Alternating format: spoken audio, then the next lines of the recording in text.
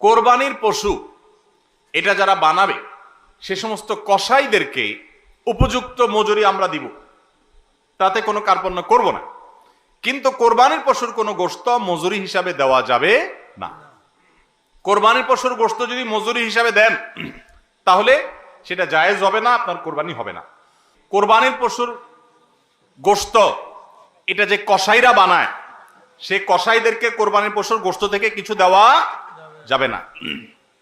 এখন আপনি বলবেন, ভাই কেমন কথা, যেই বেচারা কোরবানির পশুটা জবে করলো, সরি গোশতটা প্রস্তুত করলো, চামড়াটা ছিললো, এত কষ্ট করে বানাইলো, গোশতগুলো সব নিয়ে বাসাতে উঠে যাবো আর তার কিছুই দিব না, কেমন হয়? দেখতে মনে হচ্ছে এটা অমানবিক না? আসলে কাহিনী ভিন্ন। কাহিনী কি? কাহিনী হলো,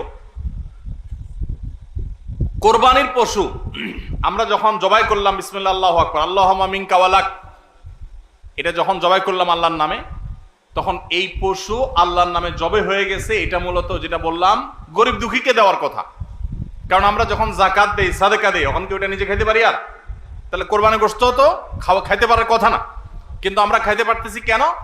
আল্লাহ তাআলা এই একটা আর্থিক ইবাদত আল্লাহ কবুল করেছেন। আমরা যখন সহি নিয়ত যদি করে থাকি, আল্লাহ কবুল করে এরপর বলেন ঠিক আছে তোমাকে দিলাম, তুমি খাও আমার তরফ থেকে, আল্লাহর তরফ থেকে আবার আমি খাই। তো এই কোরবানির গোশত এটা বিক্রি করা জায়েজ আছে না জায়েজ নাই? না জায়েজ। কেন জায়েজ নাই? কারণ এটা তো ওই যে আল্লাহ আমাকে হাদিয়া দিয়েছেন গ্রহণ করার জন্য, আল্লাহর নামে দিয়ে দিয়েছি, এটা আমি বিক্রি করার সুযোগ নাই। এখন কসাইকে যদি আমি গোশত দেই পারিশ্রমিক হিসাবে, তাহলে এটা একরকম বিক্রি করার মতো হয়। কিভাবে? তিনি কষ্ট করেছেন, তাকে তার বিনিময়ে দিলাম, তাহলে বিক্রি করার মতোই হলো। আমি গোশতটা তাকে একটা বিনিময় নিয়ে দিলাম, গোশত দিয়ে টাকা নিলাম, বিক্রি করা এটা, এখানে গোশত দিয়ে শ্রম দিলাম, একই জিনিস। এই জন্য এটা জায়েজ নাই। তাহলে কি করবেন?